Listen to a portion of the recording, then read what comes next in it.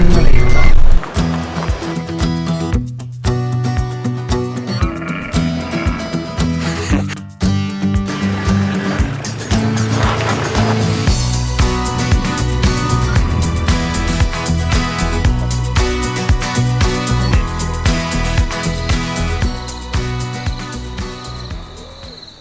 The purpose of this trip is to help those of you who follow my work and have, like me, been inspired by the African bush and the fact that traveling it, driving it, is such a wonderful, life-changing experience. My plan is to take a rental 4x4 pickup out for an extended and ambitious wilderness adventure. How easy is it? What kind of vehicle and equipment can I expect to get? What are my options? And what's it like roughing it with what a 4x4 rental company typically equips with its vehicles? Anyway, that's the plan. And that I'm hoping by the series of videos that I'm going to create now, I can share with you different ways of doing it, so that you, like me, can enjoy this wonderful privilege.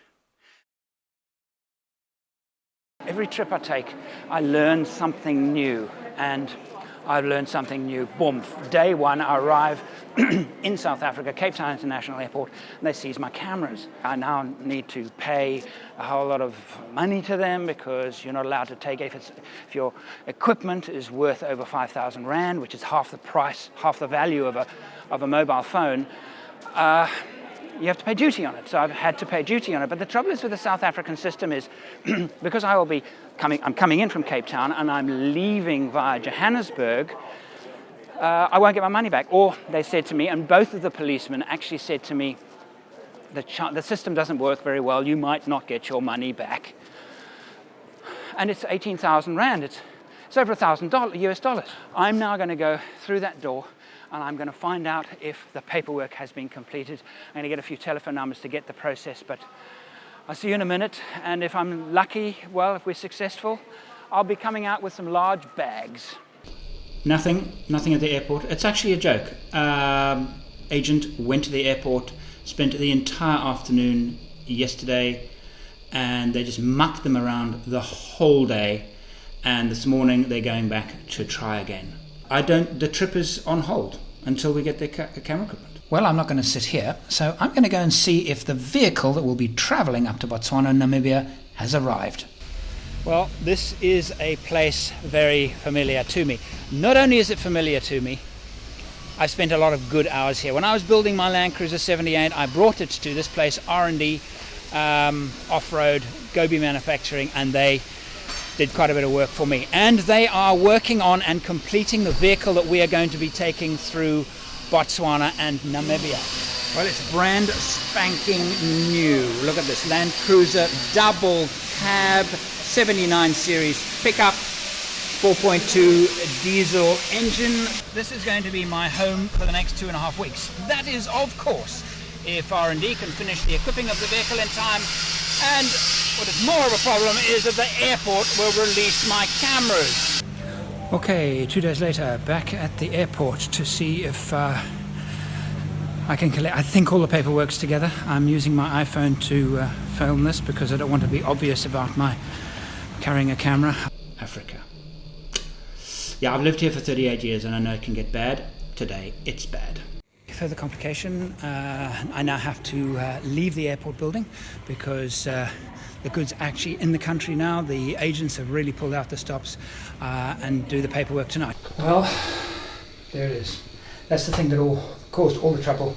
The big black box, which was spotted by the border control at Cape Town International Airport, big camera box, and of course inside it is the drone.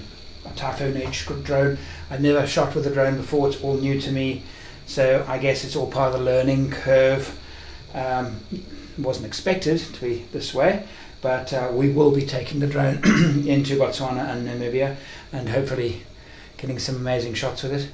So this is what we've learned. When bringing expensive cameras into South Africa, carry a carnet. Secondly, don't bring in fancy looking camera boxes. 4xOverland's new toy, the Typhoon H drone. Very, very excited, but for the fact that the little instruction book is really, it's almost non-existent. I had never flown a drone before, so this was my very first test flight. Nice flat area that's easily seen. Bella, you're going to get a fright. Okay, so what you do is you turn on this guy first. Then the Typhoon H itself. I'm waiting for the drone and the control unit to link up. It's taking far longer than I expected. There's so much glare on the screen. Finally, we're ready to fly. I'm going to lift up now.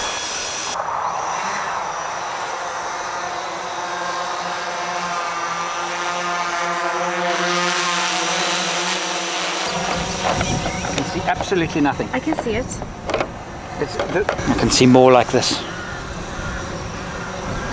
Before I left for Africa, I did 10 more successful flights. Can you see what it's filming? No, I'm going to move because I'm staring into the brightest part of the sky and it's too bright. I can't see what I'm doing.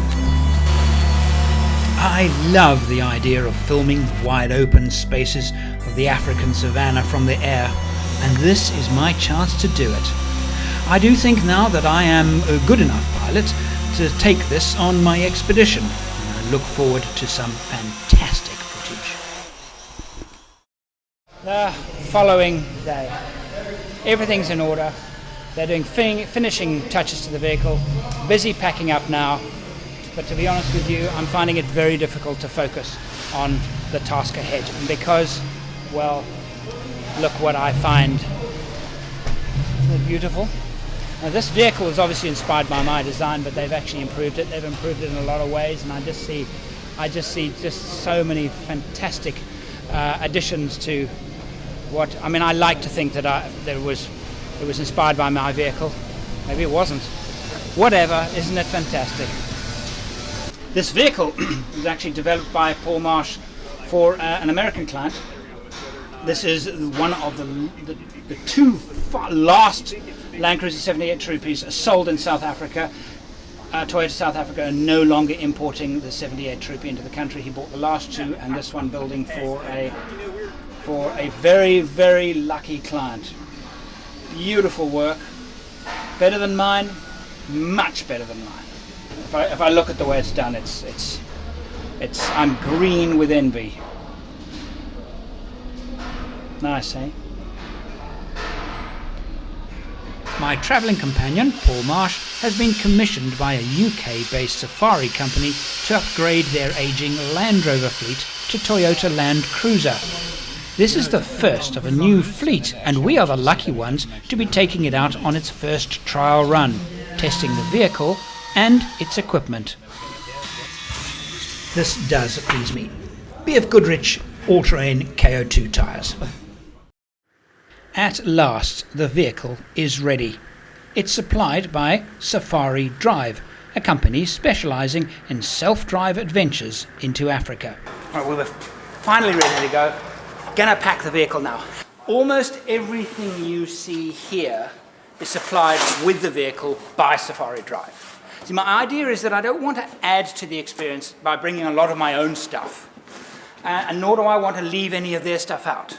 So everything, well, just about everything that we're going to use on our adventure is supplied as part of the package with Safari Drive. Now, different hire companies, they'll all be different. And you will have to decide, well, what do you want in terms of the size of the package? The Safari Drive package is pretty comprehensive, as you can see by the amount of kit we've got to fit in the car. And I have a question, is it all going to fit?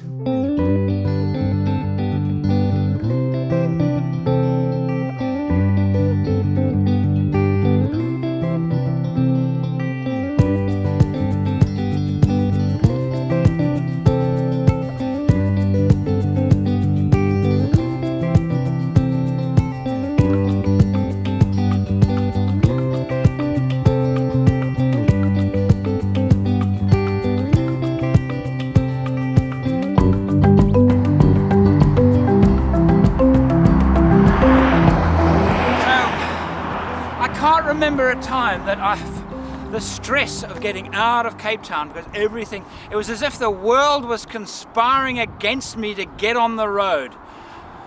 Early morning, we're on our way. Yeah, we've lost a full day. Such is life, but we're on the road and we're heading north towards Uppington and the Botswana border. Yeah, the change in my mood over the last half hour has changed fundamentally. Half an hour ago I was in South Africa, and the final part of getting the trip started. It started in the UK, flying to Cape Town, having problems with the cameras and customs, getting through that, buying stuff, preparing the vehicle, and I've just crossed the Botswana border. Of all the countries I've ever visited in my life, none compares to Botswana. And it's not the animals, and it's not the landscapes necessarily, and the fact is I don't know what it is. I actually don't know what it is that makes Botswana so special for me personally. The moment I touch its soil, my entire mood changes. Half an hour ago I wasn't really enjoying. Well, I wasn't enjoying the trip, but the trip hadn't started. It was still kind of in the prep stage and the stress stage, and that I'm in Botswana.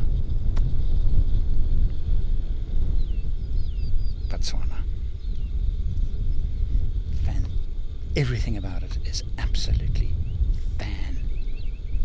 fantastic. Time for Coke and Droitwich. Look, no dust. A typical small town in an undeveloped or less developed African country. This is Gansi in Botswana. It's a farming town. Typical. There are banks. There's a supermarket, small though it may be. We'll have everything we need. A lot of people from overseas that come to Africa have this belief that, Africa is really, undeveloped, and you'll battle to get stuff, and you'll battle to get, struggle to get what you need for your trip. That is just plain not the case, as you will see now. It is true that you're going to need to find medium-sized towns to find places like this, well-stocked supermarkets, but fresh food is often found in the very small towns, in small stalls that line the roads leading in and out of the town. So fresh fruit and vegetables, mostly easy to come by. Right, where would you find water to fill up your tanks? Perfect place is a hotel. So en route, when you stop off at a hotel, find water. However, now this is a big but, really good idea to test the water, because I've been in a situation where I've actually picked up a really bad water in a hotel. So particularly if it's on a hose pipe on the ground, you let it run for a good 10 minutes, make sure all the water in the hose pipe is out. That's really, really important. And then give it a little bit of a taste. If it tastes fine, if it tastes okay, you're probably all right. But of course, ask the locals as well. That's very important. The other place to get water for your vehicle is obviously a service station. Same thing applies. Run the tap for a period of time. You will never know for sure if the water you're putting in the vehicle is absolutely safe. Most of the times it will be, but occasionally you might get unlucky. So water filtration and bottled water is probably preferred for drinking water. But this water here, even if it's not perfect, will be perfectly good for tea, coffee, cooking, no problem at all. Distances between fuel stops are often very long and can be erratic, so good route planning is advised. The quality of fuel in southern Africa is mostly quite good.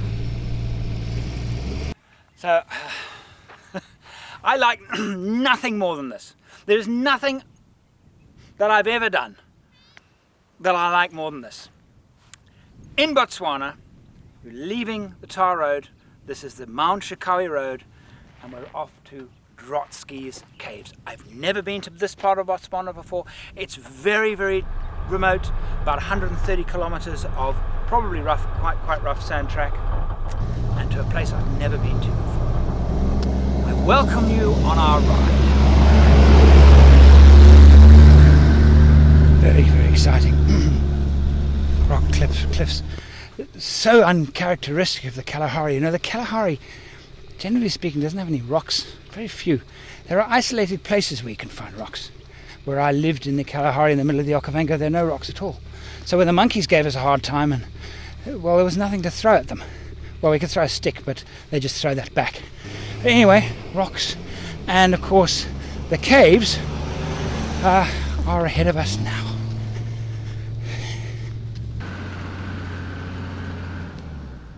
Well, this is it. Trying to get the click right. The spelling's interesting. Gcwihaba. Imagine the first explorer, Martinus Drotski, came across these caves. What was he doing, and why did he find them? What was he? You understand what I'm trying to say here? Is that he was it's in the middle of nowhere, truly the middle of nowhere, and yet he found this place. That's amazing. What a life he must have led. And we will be coming tomorrow morning early. It is a guided tour, which is really great because then we can learn. And he was telling me that they have a project now where they're actually exploring the entire area looking for new caves. It's actually a government project. Tomorrow we shall enter the caves. But now we need to find a campsite.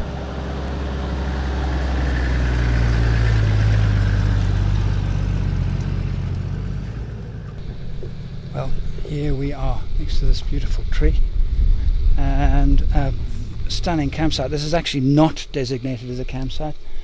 We met the guide at near the entrance to the cave, and he said, please feel free. There's an amazing tree just up the road, up the track. Camp there, be happy. That's where we'll be spending the night. So our first campsite for our trip through Botswana and Namibia. I had an idea on the way here. Tell me if you think it's a good one. Almost every time I've ever had a campsite, certainly the ones worth remembering, I've taken a photograph of them. I have hundreds of them. I'm thinking about doing a book that you can download on Amazon, and each campsite, show you the campsite, a couple of other details of it if I have them, and a little story, an anecdote about why I was there, what is magic about that particular campsite, and of course feature some of the amazing campsites that I've been lucky enough to spend the night in. This is one of them. Isn't it fantastic? Africa bush travel. It's like a drug, a legal high. Should be illegal.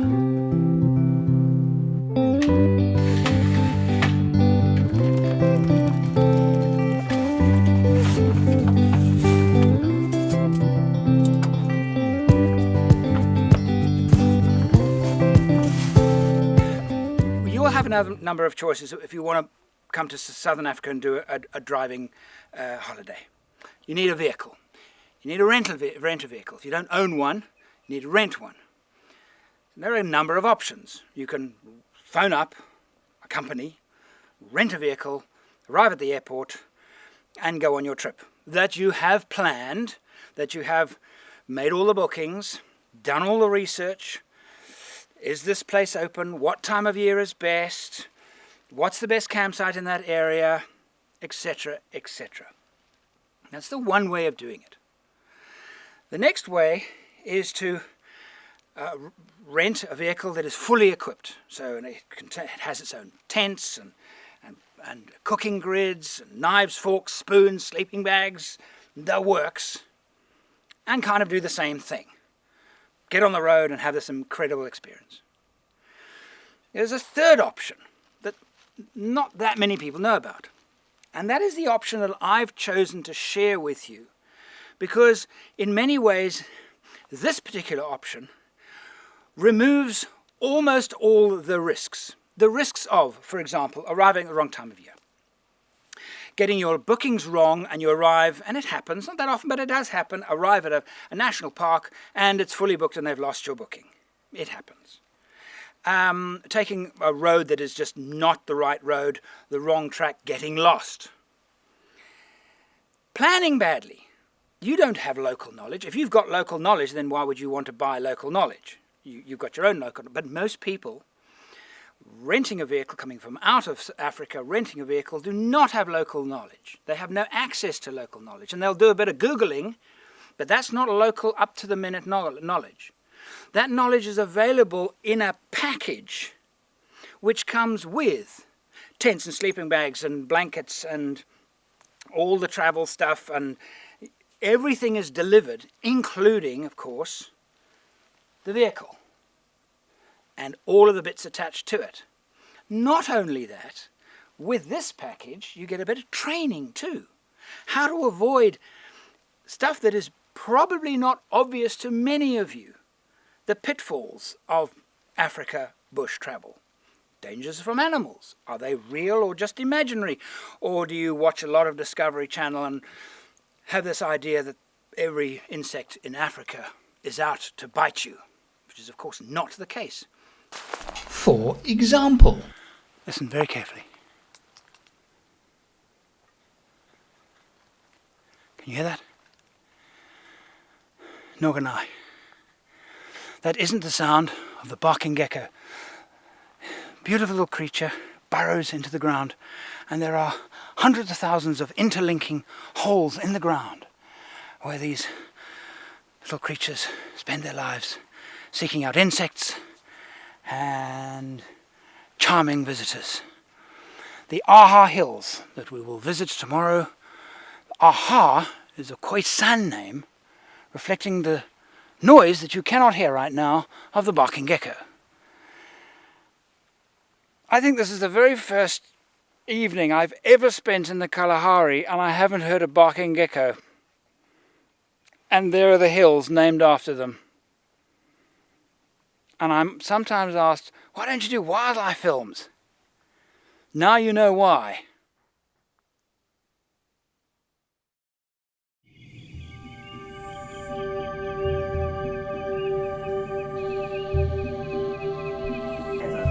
in the next episode we explore Drotski's caves and then continue our journey seeking solitude in the Kalahari and Namib.